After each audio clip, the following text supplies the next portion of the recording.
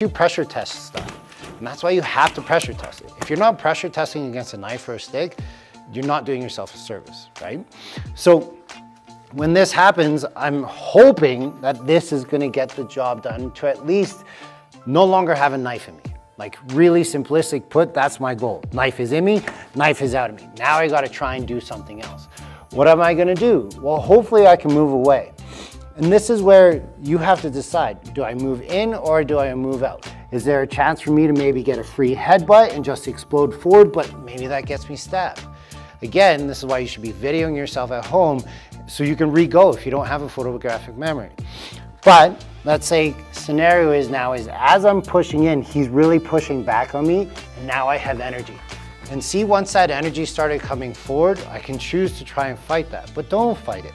I'm here, he goes forward, I redirect it now. So now this is coming here and it's coming up. I'm holding on to that with a death grip still. Try and cut.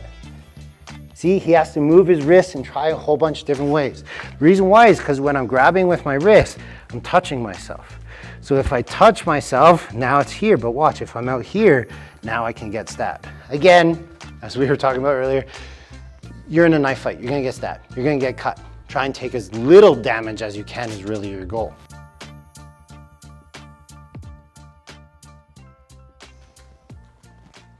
All right, today we're going to be talking about knife defense. There's a lot of different concepts and theories around this. Really, when it comes down to it, I just want you to get good at building some base things. When I'm training knife defense, my #1 goal is actually to start in one of the worst positions possible, which is the knife is actually already in me.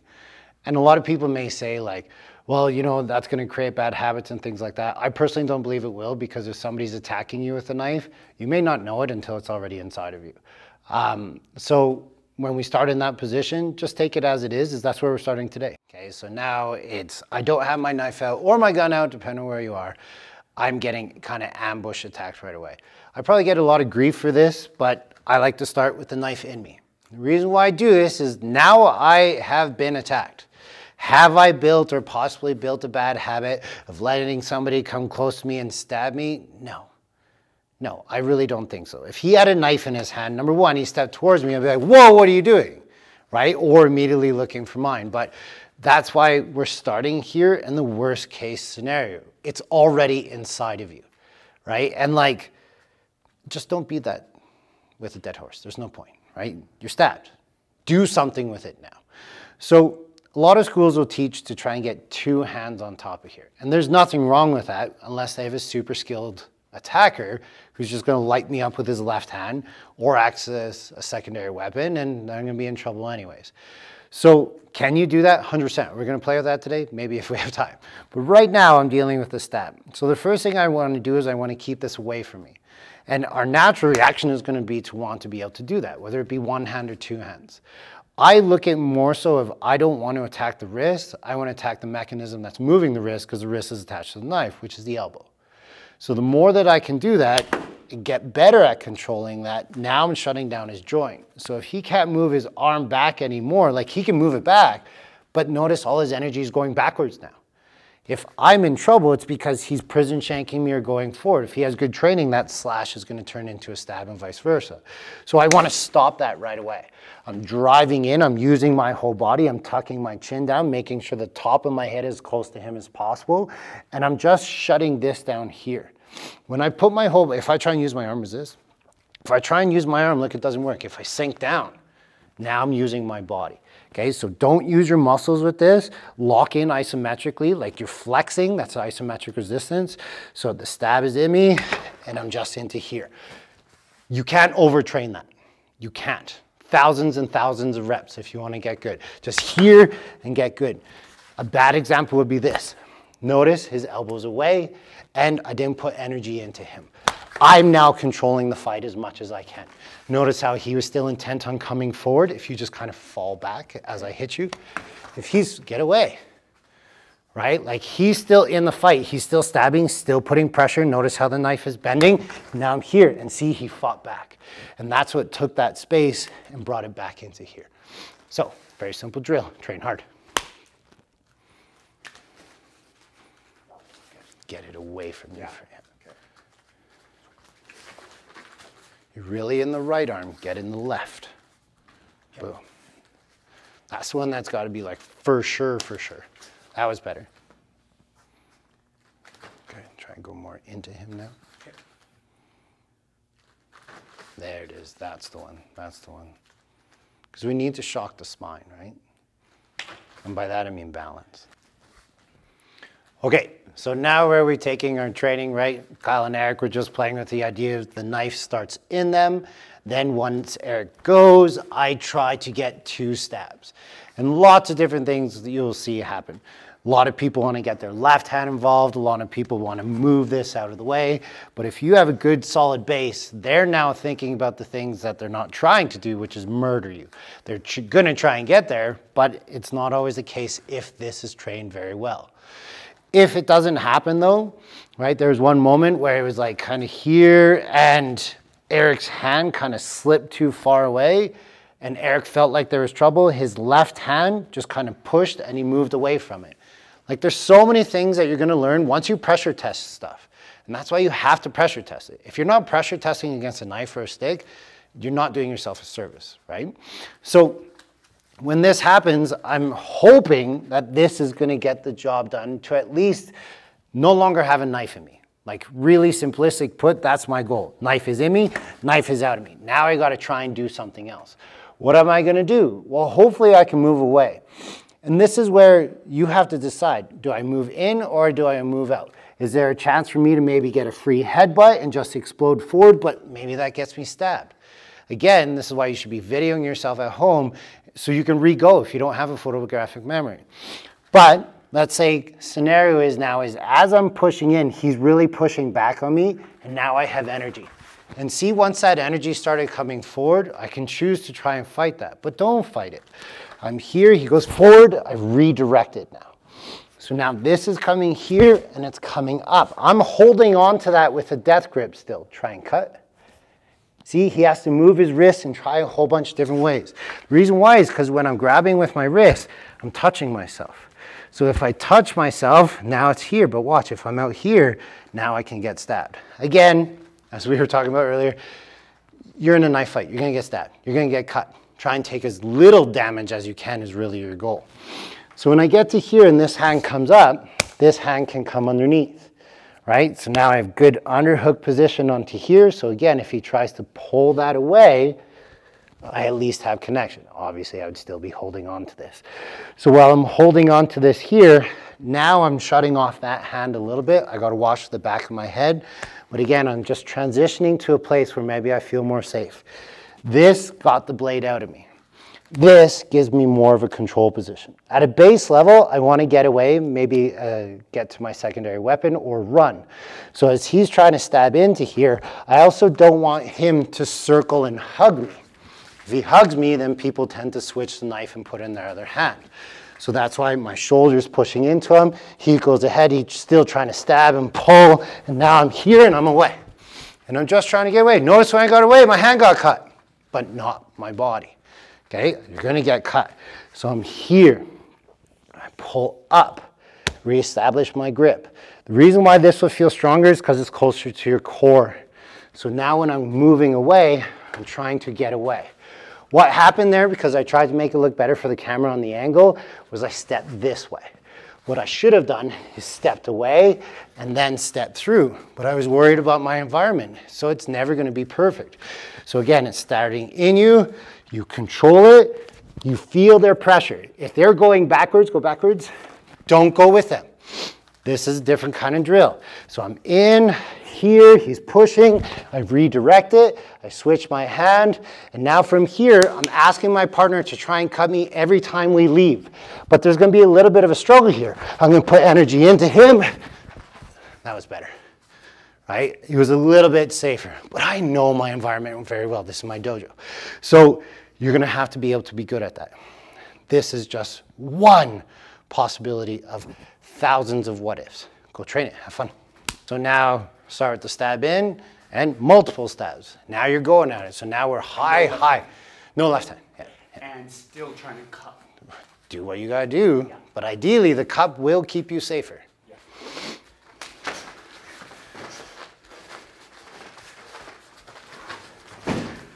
Not bad. You knocked over their shit. It's okay. At least I got the cup that time. Yeah, way better, way better.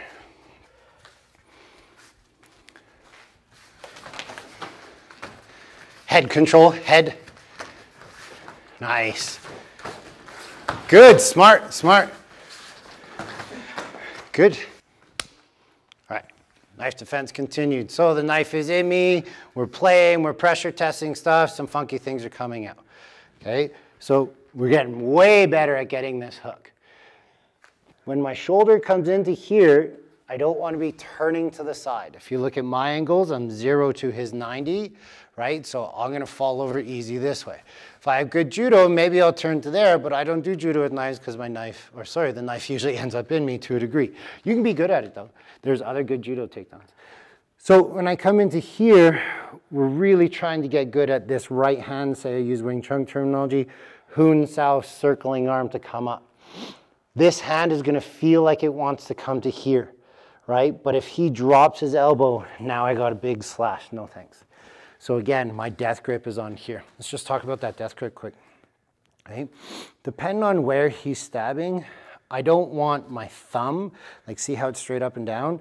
I don't want my thumb to stop him, right? I jam my thumb so many times when training this until I was shown how to properly do it, of making an L and trying to hit that L, and now the L looks more like a V. But he can really feel my hand is all the way down to the palm. So now I have contact with him through the strongest part of my fist, or my hand palm, I should say. So not your thumb, but through here. So when I get to this point, I come to here, right? One of my favorites is now to wrap, come up, so you have a chance to reassess. But that's not coming up today. We're going to do something different. So what's happening is Eric is having a harder time getting his hand, not necessarily to this position, but it's getting here quite a bit. And there's nothing wrong if that happens. The reason why that's happening is Kyle's liking pushing with his left hand, creating distance. Go ahead, push. Right? And now the hand is hard to get here. It's hard to get here. We'll deal with that left hand as time goes on. Right now, we're just going to deal with what I'm doing. So I'm here. Now the hand maybe comes down. This is sketchy.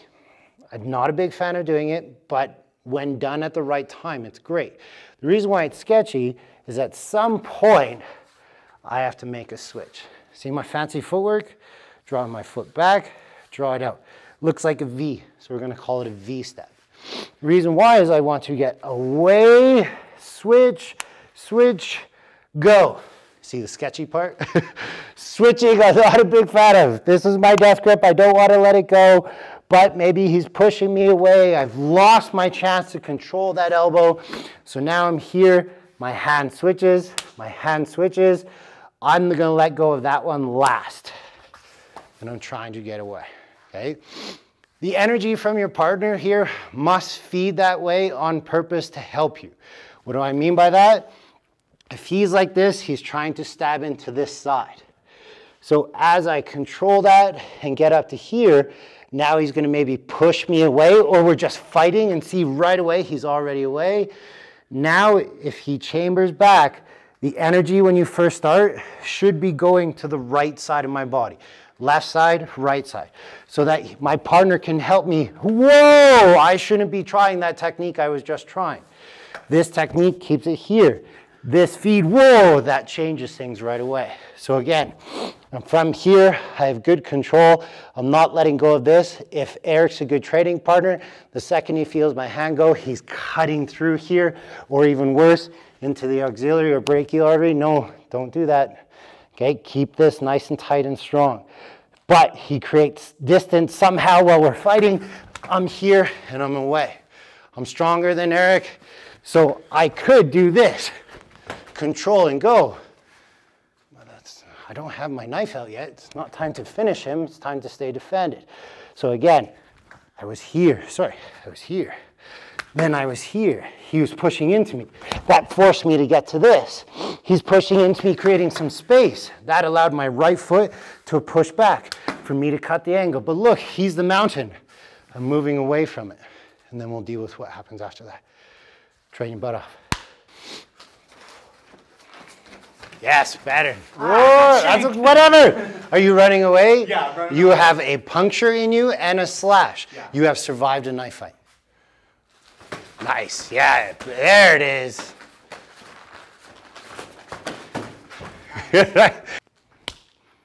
All right. So if we've done all of our training properly from the beginning, again, starting in worst case scenario, I'm driving in, controlling that elbow as much as I can. Notice my arm isn't here, so it doesn't slide off. I'm finding a good kind of pivot point. If that's all going well, and I feel the energy coming forward, I'm wrapping that arm. If he starts pushing away from me today, maybe I get my transfer and I'm out. If I can run away from here, run away. But if you have your family with you, maybe you don't have a chance. Remember, you've been ambushed. So now we're talking about a very controversial range, right? Filipino martial arts is kind of Largo range. He's stepping in to stab me. Let's say he does the same stab. Maybe I block it and maybe I simultaneously strike. Like nothing's for sure, if I may. So if I go to here, your left hand blocks and your right hand hits. See, it's kind of the same habit. But see, he's like, I don't know what to do with my arm. It's weird because if I do this, is there a chance of him coming to the inside? If he grabs like this, is there a chance going to the outside? So then everybody's like, well, if I seen him reach for the stab, I'm going to miss and cut up. And it's like, yeah, you're right. There are a lot of weird possibilities. Because I'm taller, it might look or appear a little bit easier for me because I can touch him before he can touch me, even with an 8-inch extension. Oh, he got me a little, right? But now, this is where my fingers go into the eyes, right? When you're going or you're aiming for the eyes, grab. That's your goal, okay? Don't go straight fingers unless you can punch through watermelons like Shaolin Kung Fu, okay? Just go for here. Still aim for the palm to hit the base of the chin, so at least if you hit the nose, it kind of crushes a little bit, maybe makes our eyes water, but I'm just kind of grabbing. Don't try and like do like BUG where it's like here, whoa, perfect, right? It's not gonna happen all the time, right? Or ever, who knows? So really when it comes down to it is it's, do I have a chance to maybe get off and strike? This is again where I'm not using my habit of trying to grab, but maybe I'm pairing away.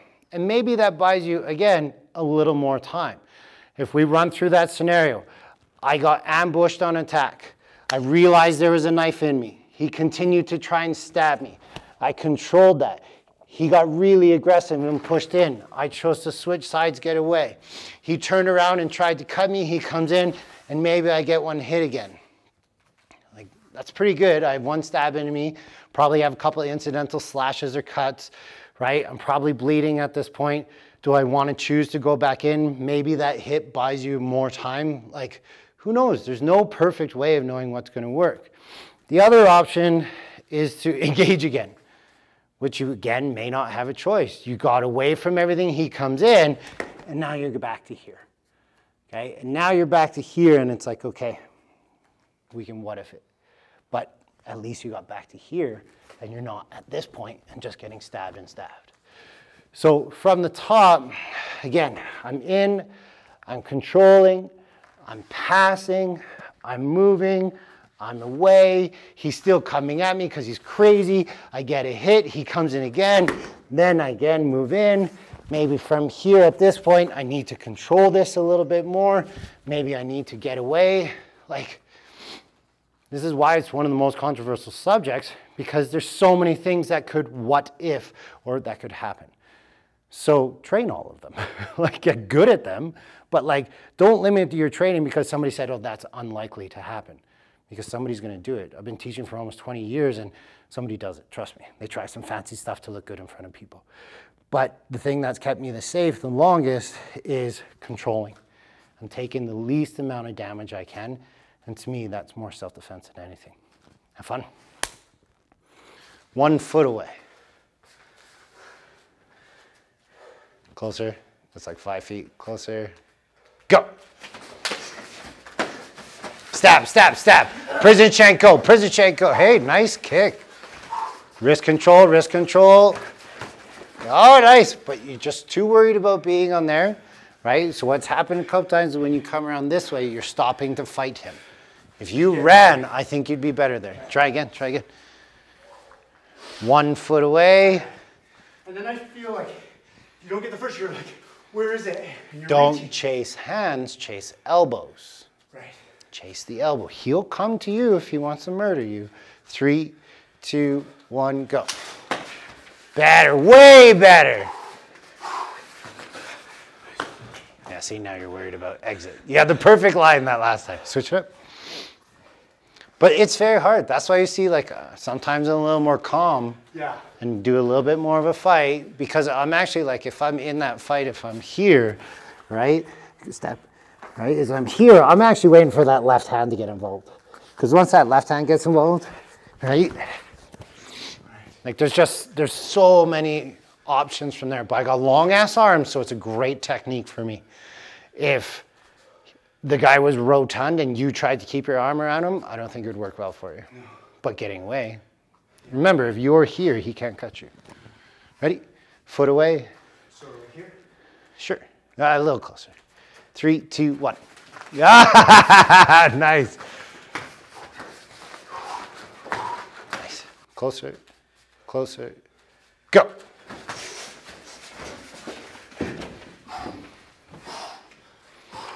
Bite, bite, bite. Grab everything. Bite his shoulder. Nice. Good. Head control into him.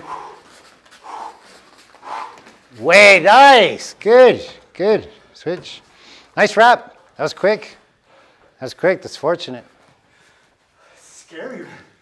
It's like when you train adrenaline, it. Yeah. Nobody trains like this that I've seen. Ready? 3, 2, 1. Oh, he read it like a mile. Good. Control it. Move around the mountain on this one. Nice. Yeah. Good. Would have got a tricep cut on the way out. That's it. Nice, guys. That was super fun. It was. I really enjoyed it. Yeah. I really liked the focus on getting to control. As soon as, like, that really stood out for me as, like, the key takeaway is to get control and stay safe that way. And knife is, like, when you train knife, you realize there's not much you can do to get out there without being cut. For sure. But it's such a controversial topic on the internet, but I mean, training it is a good idea, and building the mechanic was cool. Sometimes you think going towards it is more dangerous, but sucking an arm in and having that structure actually keeps you quite safe. Yeah, and I mean, like, it's hollowing out, but it's all those things that you're only going to learn if you pressure test, right? So, like, there's a lot of knife disarm stuff that I do, which I like to call, like, the art side of Filipino martial arts or knife work. And, like, I love training it, builds sensitivity, builds lots of good attributes. Like, I'm not knocking the art by any means, but if you want to know if your shit works, like, go test it. Like, grab a knife and go stab people. Well, hopefully people you know, right? But yeah, like, there's no perfect solution. I mean, you know, we launched the videos online, they did really well, but at the same point, there's so much controversy. Well, like, I would do this, and I would do this, and I would do this, and I would do this. And yeah, good. Like, good way to think about it, way to be a step ahead of the game, because the self-defense world is about going in and knowing your rules of engagement. In this case, if somebody attacked me like this, how should I respond? If you don't have a very basic knife defense of stabbing versus slashing, then I don't think you have a good self-defense game, right? Because we have to start somewhere, and I love basics. Basics make things work. And I know one of the common things is, well, I just pull out my gun and shoot the person, but... Yeah, we'll do this stuff so you can get space to pull out your gun. Like, yes, that's like that's it, right? And, like, if 95% of, you know, your guys' base is American, then every time that they see me get space, they should be able to draw that gun in that time. I mean, Dan and Asanto did that thing back in the late 80s, maybe early 80s, where the cops were told, okay, the threat is coming at you with a knife, you must pull out your pistol and try and get 2 rounds off. It was like 25 yards before cops could actually, like, get off some rounds. And it's like, that's a crazy amount of distance. So after seeing that video at a really young age as a martial arts instructor, I was like, well, why not just start it in you? Because if most attacks are ambushed, right, then you're already starting in the worst possible case. If somebody's approaching you and you see a knife, obviously you should be running. But if somebody's approaching you anyways, you need to keep 6 feet. You need to keep that reactionary gap. And in self-defense classes, you should train that a lot. right? You should train to, no, this is my space, nobody's allowed this space, because then you're gonna get really good at the environment. But like, I mean, we did so many different things, and it's just what came out of today's lesson. And I think that's what I love about training with you guys. It's like, I had this in my game plan. We were going to do this today. We were going to get to the wrap. We were going to show control. From the control, we were going to be able to exit and possibly move or get away, kind of what I always teach my bread and butter. But instead, the bread and butter, I'm starting to realize more and more as an instructor, is 1, 2, and build that control. And then it's like, where it goes from there is going to be different. Like, if Kyle was okay today, my okay, it could have been a whole different lesson. And I think that's what we have to be able to do as partners, is like, feed the proper energy if you want this drill to work. If you don't want the drill to work, then do something else. But then lies in the question of, do your techniques work? And it's like, yes, against this kind of energy. So you have to be able to train with a lot of that, or a lot of different kinds. So. You mentioned Tai Chi. Yeah, Tai Chi, Aikido, kind of the whole idea of like, I'm not trying to move the mountain, I'm trying to move around it as much as I can. If they're coming in with very hard energy, should I match them with hard energy, or should I turn it into soft energy? Like there's so many different things that you can play with, and it's like, I've always been bigger, so because of that, I've always been told, like, stop using your muscle, stop using your size, and try and use something else.